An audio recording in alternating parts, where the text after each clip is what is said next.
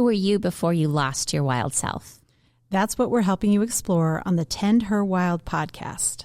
Through questions and tools around how best to listen to your inner voice, rewild ourselves, and live the most authentic life where we thrive instead of survive. I'm Betsy. And I'm Kate. And we're so glad you've joined us for this episode.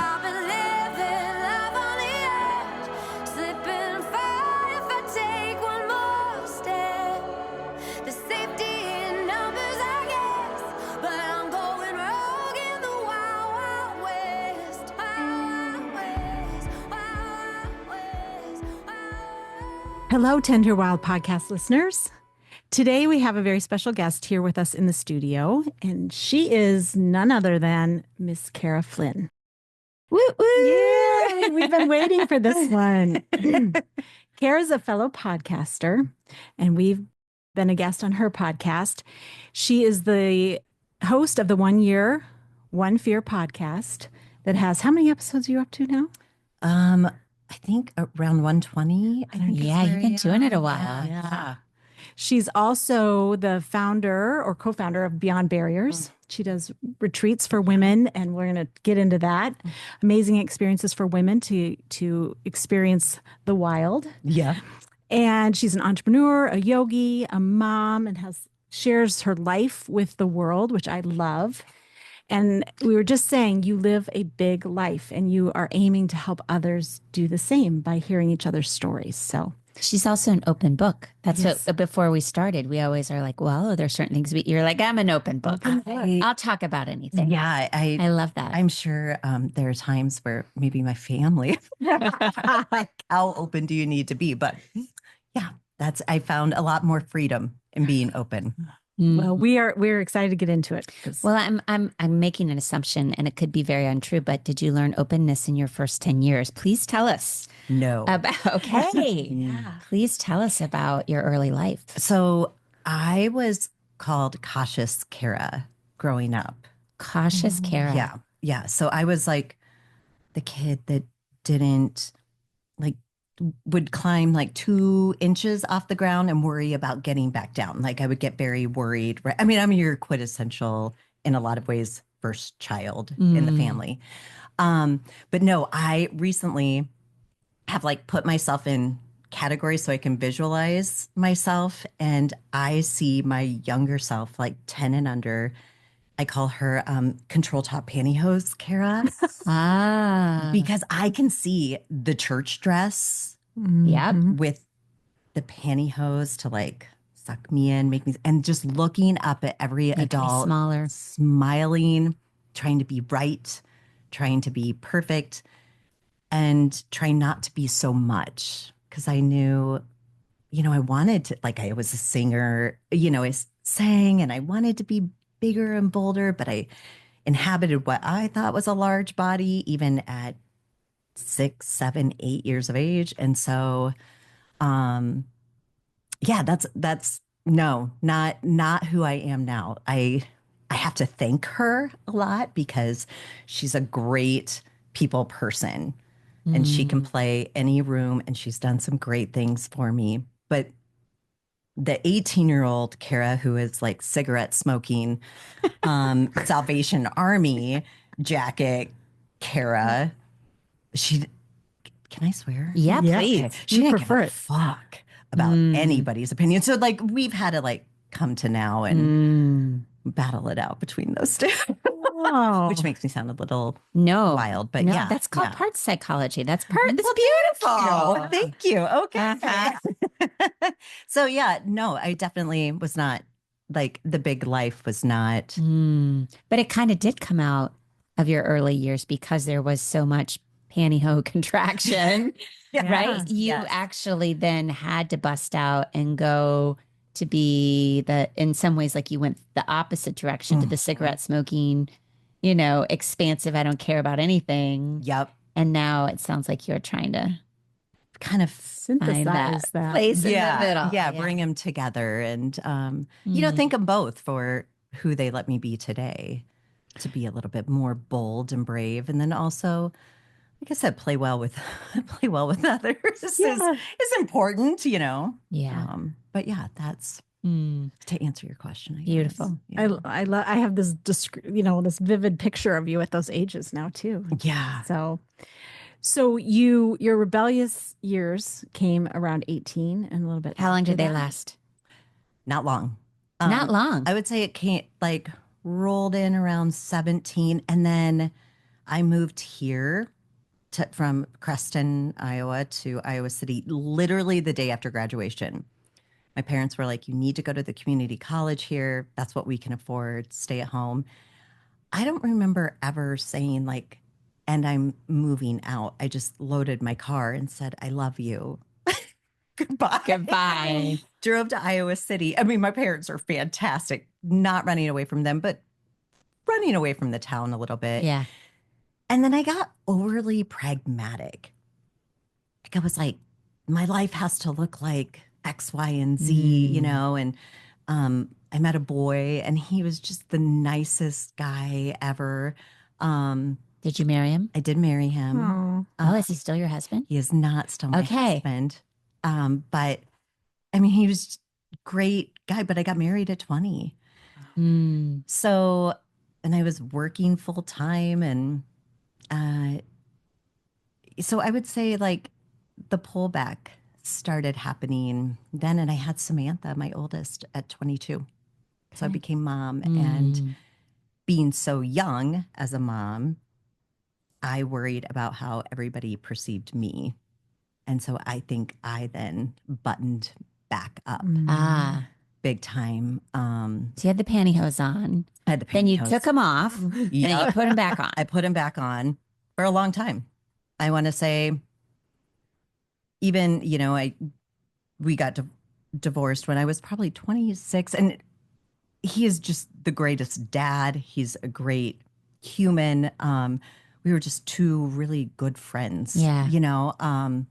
And so it was the most amicable divorce that you can imagine. But, going through that, I want to say sparked a little bit in me. But then when I became a stay-at-home mom, I couldn't figure that life out.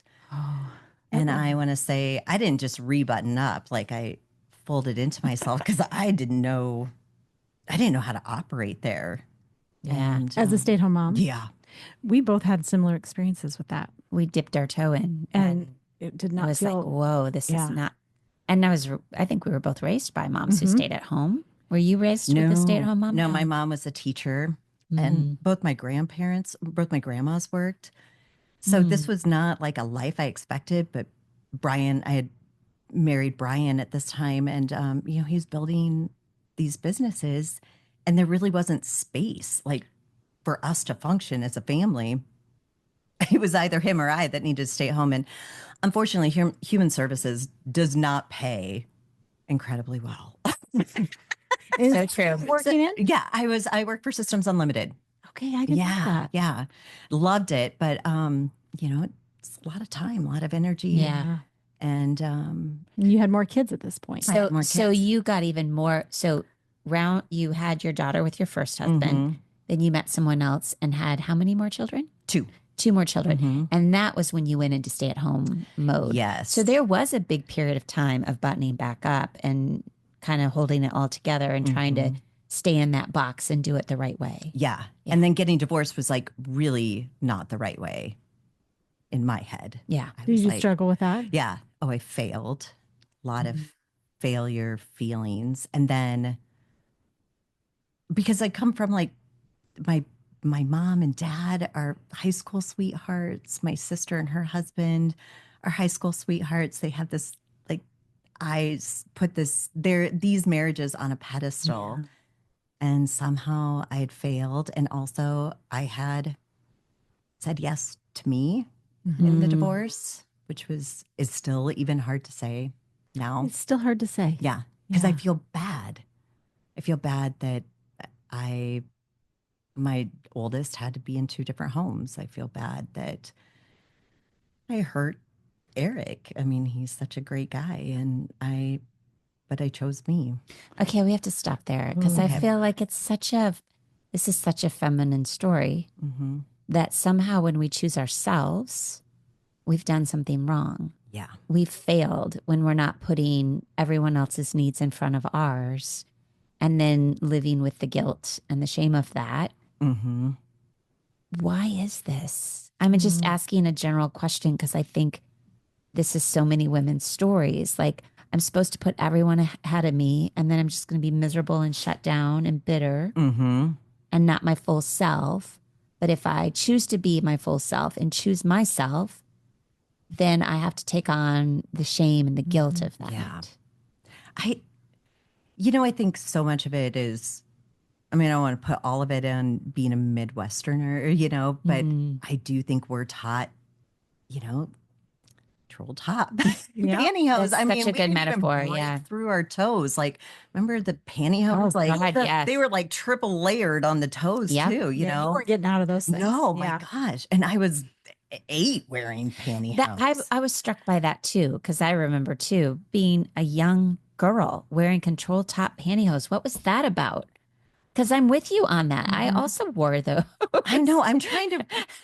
Was I just tall? Like, is that what mom had in her closet? I don't know. Was why I just wearing my mom's? Yeah. Why was I wearing control top pantyhose when I was 9 years old? My memory is of the getting ready for church is having a slip on. You always had to have a slip. Ooh. We had slip checks in the car before we pulled out of the driveway. And I always had to go back in the house because you didn't have your slip on. Try to get away with not having it. I'd be like, oh, because heaven forbid you could see through your dress, your control top pantyhose. Right. Yeah. Which is wild. Yeah. I had to walk across the street. So I'm sure they knew to our church. So I'm sure my mom knew real quick if there was a slip on her. Get back in here. Yeah.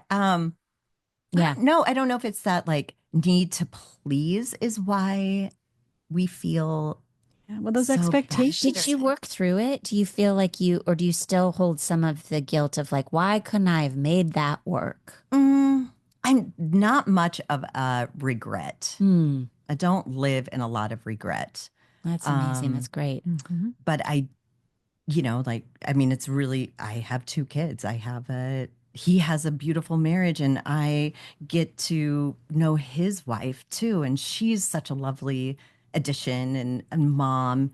And not only like we were in Sedona, Brian and I were recently, and she went and picked up my kid from school because her daughter was staying with my kids while we were gone. So, wow. It's like a big modern family now. It kind of is. And so like I gained so much from the divorce. So I don't have a lot of that, but I think I do towards my daughter. I feel bad that in a family where I had 2 kids that got to be in one home all the time, she had to bounce back and forth. Yeah. Do you ever talk to her about her perception though? Because you also were really brave in building a new life and you showed her that. Yeah, I interviewed her for the podcast, which was terrifying. One of the scariest podcast interviews I've ever done. And we talked about it. And, she's like, I can't imagine if you and dad were together. Yeah. But yeah, we talked about like how bad I felt because I knew that was hard on her. But also, now I'm thinking of it, like this is real time thinking of it. I think I let a lot of guilt go during that interview. Oh, cool. By talking about it with her and probably realizing she wasn't carrying the pain that maybe you imagined she was. I think so. And also like listening to her tell her own life story and hearing how and knowing, I mean, I know how amazing she is, but like hearing her talk about how amazing she is was pretty. To be a good mom moment. It was a great moment. Yeah. And we got to do it with a glass of wine. So that was also really, really fun. But yeah, it was scary though, asking her to sit down because I was like, oh, okay. Here. Yeah. Those adult child conversations, which I'm having a lot of right now and have since their 20s, are really, it's kind of this check. It's like, how do we do? and they're very honest with us. Like, this was kind of rough and I didn't really understand that, but they understand now more about our family dynamics and extended family. And there is kind of this new relationship that forms when you see them as grown people and how they've taken pieces of their upbringing and the impact that it's made on them and the things that the patterns that they are going to not, take forward. Because it sounds like you really had this model of, high school sweethearts get married forever and ever. Yep. And you showed her a different model, which was scary. And you worried a lot about her perception of that. But it sounds like when she reached adulthood, you're like, hey, I think I did okay. I think this was the right decision. I think, when I talk to people with younger kids or that are like at this stage that I'm in, where getting closer to the empty nest stage and they're really anxious and worried, I'm like, oh, the other side is so fun. You have no idea. Like, being a parent on this other side is phenomenal. And you also get to sit back and go, oh, why did I worry about when you were going to kindergarten so much? And did I really stress about like the bottle that much? You know what I mean? Pacifier. Oh my God. We just were told, you're told like, worry about this. What about this? What about this? How's it? Lots of love, lots of open conversations. Yes. And forgiveness for the fact that we are all going to mess up. Absolutely. And it's okay. Right. Yeah. Yeah. Who was it? A friend of mine, Kimberly Hendricks, talked about this. We talked about this when I interviewed her. She's also a doula, and she had read somewhere like this is my parents' first time living too. Oh, and that really hit. I'm like, I've only done this once. Maybe I think so. I think I know I've only done this Cara Flynn life one time. Yeah. So I'm gonna screw it up royally. Yeah. I hope. Yeah. I actually feel like for our daughters and tell me if you guys agree with this, it's good for them to see us screw up. Yeah. And I think gives that them for permission to do the same. Yeah. And that message of like, it's okay to fail. It's okay to try something and not working out in all small things and big things, because I think we grew up like there is no room for failure. Yeah. There is only perfection. And so, or at least that was what I perceived. Yep. And I feel like I've been unwinding that. And I think this next generation, our girls maybe don't have that tight of a hold on the perfectionism, maybe doesn't have that type of a grip to the same extent that it did for us. That's my hope anyway. But we have to model, even at our age, trying things that may or may not work out. Yeah. I agree. I think it's the good side of social media too, is that you do see people on there that are being real, that are failing, falling on their faces. Whereas like, and when I was growing up in Creston, I mean, the bad stuff was behind the doors, that underneath, like behind the curtain. You throw those at the top of the tuck that down. Yeah. But now it's people put it out there. Yeah. And I think that there's freedom. There's so much freedom in that. And that's you in a nutshell. I just want to say I follow you closely and I see your vulnerability. You do put yourself out there. You're funny. You're honest. You share things in a way that feels very authentic to who you are. And not a lot of people are that brave. But I think you're bringing that out in all these women around you. And I shared with Betsy that a post from January. Would you share with us what happened in January that kind of brought all of these women to your side that was so beautiful to watch? Yeah. So I got a 1-star review. I had a 1-star review before and there was no comment. And that like weighed on me. And I was like, well, maybe they just thought 1 star was like the good Maybe it was an accident. Yes. Or maybe it was an accident. It just accidentally did it. Didn't hit enough times. And then I get this message from my editor. He was like, don't let this rock you. Like you're doing good things. And I was like, wait, what? Because I hadn't seen it. Check. And so I got on and there was Styles Bitchley was the name this because person. of course they make it up so that you don't know who's really saying it. Yeah. And I'm reading this while like kids are coming home, husband's coming home, and I'm like, everybody's talking to me, and I'm like, oh, I am spiraling. Everybody just needs to shut up. I'm spiraling right now. But it was like this host has like, this is a great idea, poorly executed. Host has no life experience and is vapid, which I had to look up. I'm not going to lie. I was like, oh, what the hell does that mean? Wow. And I mean, and then to take it even further, it was obvious that this person had listened to several episodes, and not only listened to several episodes, but chose to listen to the episode where it's me reflecting on the year. So it's just me talking. I'm like, there was an option here. It's called stop. Yeah. Like, you double down. If you find me that horrible to You find me listen vapid. to, then maybe listen. you just hit pause and walk away. But I really did. I spiraled, and Brian saw it. He was like, stop. He's like, Cara, I get bad reviews all the time at the restaurants. Like, just, this is me personally. Yeah. It feels so personal. It did. And I was like, I just had to sit on it. And I think it was the next day, I first talked about it. Like, I got on, made a post, and I talked about it. And that just didn't, like, it still was like, no, something's not.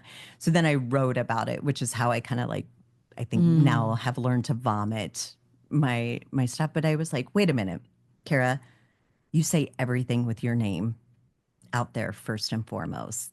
This person did have a choice. They could have just walked away. But and my guests say everything under their name too. And I'm like, I have to no courage to say that kind of stuff without your name attached to it. No, there is courage. Nothing. And so at the end, I was like, thank you. And I invite you, I still invite Styles Bitchley onto my podcast. Styles Bitchley, if you're out there. If you're I listening. would love to sit down with you. I would, like, let's learn more about each other and know what it's like. Yeah, sometimes I do talk a lot because the person across from me is really nervous. And I mean, you guys know that. But I posted about this and my thoughts, and I shared exactly what Styles Bitchley said about me. And then the hard part came in, which was the immense support from so many people. Like, I had to shut down and not read. Why? Like, it was wild to me that I couldn't. It was easier for me to process the bad and figure my way through that, but processing all the love and support threw me into an even deeper spiral. Great spiral. But I was like, receiving that was really receiving was really hard. And I have a friend, her name's Danny, and she was like, swallow it, bitch. Swallow the medicine. Stuck right here in my throat. I can't do it. It was, and so processing through the fact that was hard was interesting, because growing up, girls were not like, this was not my reality with females. Okay. Like, I didn't have a lot of female friends. You know, my high school person is a gay man.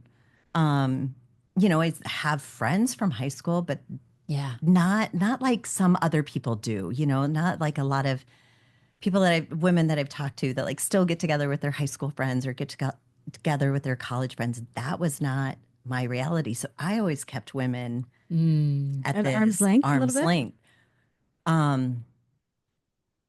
But when I became a stay-at-home mom, I met women at a women's gym that no longer exists, and I found like the tribe that comes from women, and it was enlightening and it was life-changing for sure. Obviously, changed my path completely. But to take that all in at once was wild. And then I was like, now I have to process this. Yeah. I'm so glad you put it out there. I got some really intense hate mail about a year and a half ago, and it took me like 3 months to work through. Oh. Just like scathing stuff that I'm like, ugh. And had to see some truth in it, but also how much just projection and anger that person had in themselves that they were just throwing at me. But I agree that it seems to be this, and I think this is why as women, and I'd love to hear from you guys, why we hold ourselves back and down sometimes, where we don't actually fully step into our light and our potential and our power because we don't want shit like this to happen. Right. That if I'm actually in the ring doing my thing in the world, speaking up, that there are going to people be like Styles Bitchley who come and tear me down. And then it takes me a spiral and it takes me 3 months to freaking recover. Screw it. I'm just going to stay on my couch and not go out into the world, you know? And how do we as women help each other so that we all can get into that ring and do the piece of life that we're supposed to do without the fear of having someone else tear us down? Yeah, it's the whole scarcity model that women kind of fall into. Like there's not enough for all of us. So we can't, if one person's out there that's taking up real estate that I'll never see. And so it's the crab in the bucket and pulling that down. And so what's interesting to me is that from my vantage point and watching all these comments to you, I was like, oh, I'm so glad she's getting all of this. You know, I was like sitting back because I commented as well, just like you were being showered with love. Beautiful. But it's also an example of how women have a hard time receiving. Yeah. You do. Well, I think part of it is it's interesting that you say that because the being so happy about that, because I think there have been times in my life where I'm like, why do they get that? Why don't do you know what I mean? Like you watch somebody else. I think this is a shift that either women have to make or they're naturally. That's where you see somebody being supported and uplifted and you see it as a positive thing for the female. I'm so used to it being, or like my, younger self, I guess, was so used to seeing that as the opposite. Oh no, now people are going to be like, she's actually really shitty on that podcast. Like, I agree, but I'm going to come in I'm going to here say something nice. Yeah. And so it was hard to be like, trust it. Like, these are women that are supporting you because they believe in you. Yeah. And that there is enough space. And I think, I could go on it. I actually had a meltdown at my Beyond the Plate. Was that with you when I had a meltdown about the WNBA? No. Okay. Tell us about the WNBA and your meltdown. I want to know. Well, it's about this scarcity that there's not enough. And here, I'm living this life where I'm like being supported by women all over and I'm, climbing mountains with women, doing unbelievable things. And then Caitlin Clark is doing this huge thing for women's sports, not just basketball, but women's sports. You see University of Iowa having a women's wrestling team, like huge things are happening. She goes to the WNBA, and next thing you know, it is tear down after tear down after tear down, and it's women tearing people down. It was women that are older than me in powerful seats with powerful voices, not stepping up and saying enough. Enough. There's enough room for Angel Reese, who is beautiful, badass. Look at her. And look at Caitlin Clark. She is beautiful, badass over here too. And the WNBA is badass enough to handle all of it. And we want it all. And it just infuriates me that as girls are sitting there watching this. That's the message they got. Yes, the message is still the same as in the 80s where, sorry, only one of you gets to be Sandy from Greece, Sorry about the Rizzo over there. Like, we get told this story. Like we were told there's not enough space for all of us. Yeah. And as women like you too, and what you do on this podcast are like uplifting and shining light and making women big and bold and living these huge lives. And we have to battle the WNBA Right. jerks at the top telling us no. Today's episode is brought to you by Dr. Yoga Mama, which is all the many offerings I have blending psychological science with the ancient wisdom of yoga and mindfulness. Join me for a yoga class, a meditation weekend, an online course, Wisdom Wednesday, which is the first Wednesday of every month, or maybe even an international retreat like Greece in the fall of 2025. By providing spaces and experiences for people to look inward, it is my great honor to watch people become the change they wish to see in the world. This podcast is being sponsored by Kate Moreland Coaching. As a transformational coach and an advocate for authenticity and well-being, I work to support individuals and organizations navigating challenging times. Whether you are an individual, a leader, or an organization, your creative power lies in your authenticity. Doing the work to understand your strengths and acknowledge the patterns and rocks that are in your way is the path to well-being. Whether it's your career or your relationship with yourself or others, transformational change begins within. To learn more, reach out to me at katemorelandcoaching.com. I had this conversation actually with a man yesterday at my gym. It's this exact conversation. And his phrase to me, well, no one hates women more than women. Yep. Right? I was like, from a man's mouth. Wow. Mm-hmm. Truth right there, right? Like, no one hates women more than women. And how can we change that? And I want to know from you, Cara, because I also think it's really fascinating that your story was in high school. You didn't have all these female friends. You didn't trust women. And now you've gone on to be a supporter of women, an uplifter of women. You're taking women on these journeys. You're having them on your podcast. Like, what was that transition for you? How did you start to love women? I think it was doing hard things with women standing beside you. Started at the gym.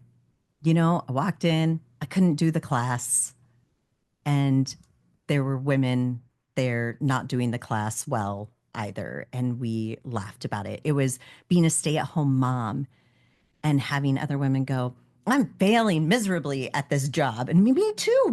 I'm failing miserably too. Let's have a cocktail. I mean, that was, it was women like being very honest about themselves and real instead of thinking that they had it all figured out. Yeah.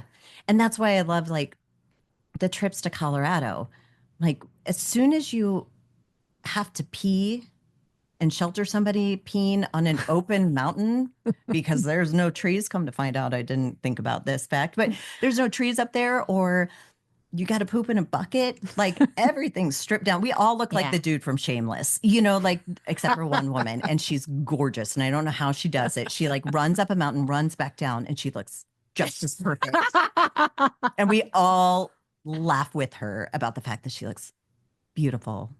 And we're a little pissed off about it. Where's my hat's on crooked? All my pictures are like, my lips are purple from the lack of oxygen. But no, I think it's like once I think that's the beauty of motherhood. You're like, oh God, I can't do this by myself. Yeah. I need or the beauty of us women being open and real with people like, I screwed up too, or I can't do this, or I got hate mail too, or right. Yes. Like, oh, okay. I'm not alone in this. Yeah. I think it starts there. And I think we have to stop talking or hearing at times what men tell us also women are like. We are not catty. We don't have to be. Right. We can be. I've heard men be just as catty towards each other and behind each other's backs. We can choose an entirely we can do this differently. I also think you talk to the people that you're most like when I called you guys, I was like, I want you on my podcast. Will you do this? You're really amazing. And I'm nervous and I'm scared as hell to talk to you guys because you're so brilliant. And I love what you're doing. So like throw it out there, say it, talk to them. Because then I know your story. Like I spiraled for 3 months. I was hiding within this, or I wasn't. Yeah, the vulnerability with one another, like takes down the walls. Yeah, and somehow we're all a lot more alike than we are different. Yeah. And we have to keep putting ourselves, I hear you say, in spaces where we're doing that, whether it's on top of a mountain or sitting around a table or at the gym, like having those honest, real, authentic conversations with each other where we're not pretending that we have it all figured out. Because no one has it fucking figured out. Exactly. Say it again. Okay, you say it now. You're saying it. No one has it fucking figured out. And it's okay. Like, it's okay to be a mess. It's also okay to have it like perfectly put together the one day that you show up one day early. Can you talk about that? Because Absolutely. I love that. Yesterday, I sent you a message in the morning. I don't know if you know the set. I texted the day before, but yes. I texted you. I think it was like 9 a.m. because I had a lot going on. I was like, I just want to make sure I'm reminding her. So I sent a quick text. See you tomorrow. Can't wait. And we get a text from you at 1 o'clock. I'm here. Am I in the right spot? The door was locked. That's you're like, it's actually tomorrow. I'm like, I am never early. I feel really proud of myself right 24 hours early. It's perfect. Don't expect me on time tomorrow. Sorry. You only get that once a week. No, it's totally me. But like, yeah. I mean, she just out. I was like, laughed. there I was. Yeah. There I was. So great. You know? Yeah. I was really excited. I want to know more about these mountains and vulnerability because you, and I have a good friend who went on one of these journeys with you and she was terrified and didn't want to go. She almost pulled out. And then she did it and it was like life-changing for her. And so will you tell us about what you're doing with women? Yeah. So started Beyond Barriers right before COVID. Literally my first event was 7 days before the world shut down. But I knew that I knew these amazing women. And I was like, people have to hear from these women. I remember sitting there talking to Brian on a date night. And I said, I think I've got to do this event. And what do you think about it? And he was like, I don't care. Go for it. And being in the restaurant business, it's pretty easy for me to just pull the trigger on something. I was like, okay, I would like the 10 Roost room. And so I asked Sarah Getch, Faye Swift, Stephanie Hooper, who I was business partners with Catalyst, the small group training studio I had, and then Jennifer Robb, who I didn't really know. I just knew she was an organizer. And I thought, we'll talk about mind, body, soul. And they ended up coming in and sharing who they were. And I was like, oh my gosh. And I had thought, oh, this will turn into this like weekend event with vendors, whatever. Like, that's where this is going. I was like, that's not where this is going. And I had gotten these phone calls because we were going to have some yoga with it. And people were really scared of the yoga. And I was like, why are we scared of yoga? I have no idea. And I was like, well, I started doing yoga because I hated it and was scared of it and didn't like the feelings in it. And I did it for years. This is wild. I love we put women together. They were nervous to come together as a group of women. And then they hear these spectacular women sharing their stories and they're scared to be there as well. And I was like, there's so much beauty in fear and like overcoming that. So then, I had 2 years to think on it because of COVID. And I decided to go back to my hometown and do my second event. In Creston? In Creston. Wow. Tell us about that. That was hard. People that I didn't know showed up, but people that I did know did not. So that and I asked women to speak from Creston. And they were beautiful. One of them is she has now two of them have turned into really good friends of mine. But one of them is a lawyer and a CPA and wanted a pool in Creston. I just loved her passion about it. But again, they were all nervous to come together and be seen or speak truth or speak truth. Speak. They wanted more. Yeah. They wanted the connection, but to like be around other women from their community. We're all so scared of that somehow. We are. Yeah. And so then I was like, well, let's take it to a top of a mountain. and let's see where I had never been. So it was first for you too. Oh, yes. Oh my God. Love this. That's even better. Yes. I don't remember how I said I was a kid, I would get 2 inches off the ground and worry about coming back down. Yeah. Think about the irony of that. Yes. So I called Daphne Patton. Uh-huh. And I said, hey, what would you think about taking some women up a mountain? And Daphne, being Daphne, she's like fearless. Yeah, let's do it. When are we doing it? Let's do it. It's like, oh, I've got the mountain. I know where we're going to go. It's like, okay. And that first year was magic, pure magic. I couldn't believe people said yes. And they came and that's when my friend went, I think. Jackie. Was it? Oh, yes. Yeah, yes. Yeah. I know I was like, why are you here? And she saw the bear. But there was a bear we stayed in these tents in these beautiful yurts, right, at Black Tree Resort. And there's just a resident bear. And of course, Jackie, the one person that's never peed outside, never done, like she's a city girl through and through. And she's the one that looks outside and sees the bear. And we had all told her, it's okay. The bears are like the size of dogs. She was like, for in fact, they are not the size of dogs. But that's how I got to know her so well. We were at the end. We said goodbye, not in the like goodbye. But as women hit the top of their mountain, Jackie and I were with each of them to like sit through that process of I can't. You're going up really high. 14,000. 14,000. So one of the what do they call them? 14ers. Yeah. Teeners. And that's not for everybody. And it's not for really everybody hard. every time. Yeah, it is. It's a suck fest. It's a grueling suck fest. That's the best way to put it. From step one, you are already out of breath. And for some people, the top of their mountain was not the top of the mountain, but it was beautiful when they hit the top of their mountain. Mm-hmm. Yeah. And Jackie and I happened to be in the back with each person and standing there with them as they came to the decision that was the top of their mountain. Yeah. We cried so much. I was so scared. I've never been so terrified in my life. There was a open exposure part. I think we had 3 inches to walk through. It was not, in fact, that. There was a lot of room. When you felt like it felt. I looked at Jackie. I was like, I'm crying right now. Everything's fine. Everything's fine. But like getting yourself, when you're stuck, when you're physically stuck, like just pick up the 1 foot. Yeah. Take the next step. Take the next step. And then having another woman beside you going, I'll carry your emotional load right now. You go ahead and be scared. And I'm going to scoot in front of you, but I've got you. And then, okay, I'm good. I took the step.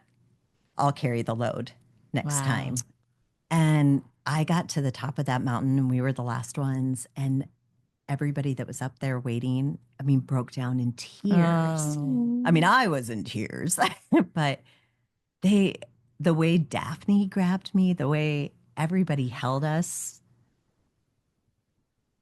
it's life-changing to be held and supported and lifted and carried by other women, because nobody else is going to carry your backpack. Nobody, you have to rely on you and then people you don't know. What I love so much about this, and I didn't know this, is that you hadn't done it before yourself. Yeah. You called women to an experience that it sounds like you needed to have as well and desired to come along with you. Not because you're like, I do this all the time and you'll be great, but I'm an elite mountaineer. I'm going to get you up the mountain. No problem. You're like, no, I might be stuck at the bottom. I'll have the sandwiches ready. So you're always so vulnerable, Cara, and like just open. You're the open book.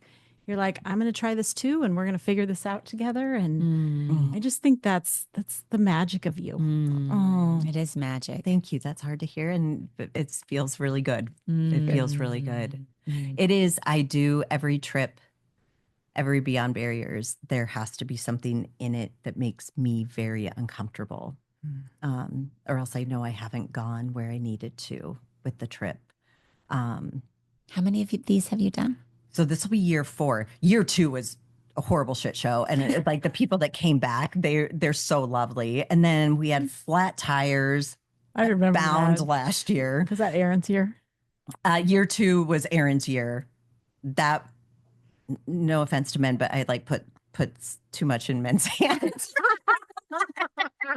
Of course. And then we had some tragic things happen, not on the trip, but there was a lot of like negotiating. So it was crazy. But then year 3, you went back again. We went back again, and it was beautiful. But we had a group that drove through a tornado. Their luggage was soaked by the time they got there. They blew a tire on the mountain road. The next day we were all leaving, blew another tire. We became very adept at changing tires in Colorado. But it was probably the best thing that could have happened, because I'm like, it's never going to be perfect. Right. We're doing things that, because I had planned the Via Ferrata in there, which everybody but me did or attempted. I had set up something else with somebody, and because of the flat tire situation, it just worked out that I didn't have to do it, which is how I feel about it. I didn't have to do the 14er that I brought everyone to. Exactly. Thank goodness Daphne's there. But this year I was like, as I'm walking up the mountain, I had walked partially up with somebody that had really bad altitude sickness. And I said, we need to go back. And she agreed. And so we walked back down to the car. And once I knew she was okay, I said, I'm just going to walk up and see people as they are summiting or coming back down off the summit. And I had to come to terms with, I'm not summiting this mountain today. It's not for me. And during that hike alone, which is weird because I'd never been on a mountain like that alone, I was like, it's a shit show. Everything's a shit show. Life is not perfect, like we talked about. Nobody has their shit together. Next year, I'm leaning full into this. So I'm renting a fleet of vehicles, and we're dispersed camping. This is going to be a shit show. It's going to be great. This is this next one. This is this next year. Yeah. What month do you do it in? July. Okay. Wow. Yeah. I'm thinking about it. As I'm hearing you talk, I'm like, spot. I think I might need to go on. I think you really need to. I'll twist your arm. Okay. We need to talk more. It terrifies me, which is why I think I have to do it. And there's things that we're doing that I do not want to do. Don't tell me or I won't go. I won't tell you about those things. I'm like, I like did deep research on things that I have no desire to ever do in my life. And we're going to be doing the same. And somehow I have to be like. You've come a long way from the pantyhose. You really I just have to say. Thank you. Right? Mm-hmm. You've busted out of that contracted space, and you seem like you just keep punching holes through it over and over and over. You're like bringing all these other women alongside you, which is also different than the first half of your life. Yes. Right? You're actually embracing women and trusting those relationships and building the relationships. But it's women like you guys that were such, like, yes, I started doing some of these things before I found your podcast and before I heard you two speak, but to really throw it out there and to feel confident in that, it's the work that you guys are doing where I'm like, I can do this. Well, we learned from you too. And don't you think you're throwing it out there? Like, cause this is me. I throw stuff out there, but I'm not always confident about it, but I still do it. Yes. So it's sort of like if you're waiting for, at least for me, if I'm waiting for the confidence to show up, it's probably not going to show up. So just do it anyway, Betsy. Yes. You know, it's sort of like just get yourself in it and you'll figure it out, or you won't, but just do it. If I would have waited to lose the 10 pounds that I thought that I needed to lose to be on a podcast in which I don't record video. Where they just hear your voice. Or found the perfect outfit. Or, you know what I mean? Like, we put so many stupid constraints on ourselves. Yes. And we're like, not until. We place those on ourselves too, right? Yeah. Like we bind ourselves. Yeah. And I think that's fear. Yeah. I mean, I'm no I'm definitely not a psychologist. Please didn't graduate college. So here I am, but you're a wise You are woman, so Cara. wise. well, I'm swallowing it. Thank you. Swallow it. Taking it. Swallow that pill, bitch. Said only like a good intuitive can say to you. And I'm like, okay, fine. I love it. You want to do that? We got to do our last question. Yeah. Well, we're going to get to where you can find Cara and follow her podcast and check out her retreats. I want you to share that with listeners. But our last question for you is the one we love to ask from women who run with the wolves, because you are a wild woman. You are totally tapped into your wild woman archetype. And she's tapping so many other people into it as well. Oh, yeah. So Clarissa Pinkolastis says there are 4 precious doors into the life of a wild woman. If you have a deep scar, that is a door. If you have an old story, that is a door. If you love the sky and the water so much you can almost not bear it, that is a door. And if you yearn for a deeper life, a full life, a sane life, that is a door. Is there one of those 4 doors that really resonates with you? At first I was like, oh, it's a deeper life. And I'm like, it's not that. Okay. It's the sky and the water call to me. Yeah. Your eyes lit up when I want to be the person that's like wanting to have this deeper, richer, saner life. That's not me. I want to be a little 14 feet and that it's not sane. You're in a person. I want to be untethered. Yeah. And the sky, water, being in the mountains, it untethers me. And I read Rachel Yoder's book, Night Bitch. Wow. I was changed. I was like, isn't it amazing? Did you crawl into my brain and poetically speak my mind? Yeah. But I had a friend text me who's been on a couple of the Beyond Barriers trips, and she goes, this is Beyond Barriers. This is your pack. This is like we howl. And I'm like, we howl loudly in so many ways. Yeah. Yes. That reminds me of Costa Rica too. Oh, I know we have those opportunities together to like just let down our guards together. It's the most freeing experience you can have with a group of women. Yeah. So there's nothing like it. There isn't. So where can people find you, Cara? Oh gosh, you would think I'm better at this. I'm like, so I have the 1 Year, 1 Fear podcast, which is numeric 1 for both of those ones, or else it gets complicated and hard to find. And I also have a website, 1year1fear.com, and you can read about things that you probably don't want to read about on my blog that I'm starting. And then I also have Beyond Barriers Iowa. So it's beyondbarriersiowa.com. And you can find all the information. Yeah. Oh, and I should say, Jackie and I have the Out of Your Mind podcast as well. Did that come out of that trip? That did.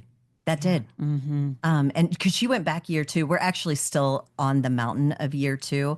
That's how bad that mountain was. But yes, that we definitely found each other in so many great ways. And I feel like bonded and introduced me to you guys. I'm forever grateful for Jackie. Shout out to Jackie. Yeah, absolutely. She's a great woman. She truly is. Yeah. So that's another way, I guess, that you can find the crazy stuff that rolls around in my brain. I love it. This is the best conversation. Thank you. You are so vibrant and full of life, and you just make me want to climb a 14-foot mountain. And I can't believe I'm even saying that, Cara. But I feel like I might follow you anywhere is what it feels like. There's Cara going? Okay. Yeah. I kind of feel the same way. I'm like, wait, how do I get to Costa Rica and Greece? Like I was late to the game on both of those. Not going to be next time. I'm going to be there. Beautiful. Yeah. Thank you guys. Thank you so much, Thanks, Cara. Thanks for joining us today. If you like this podcast, please subscribe, rate, and review. Come back and rewild with us again next week.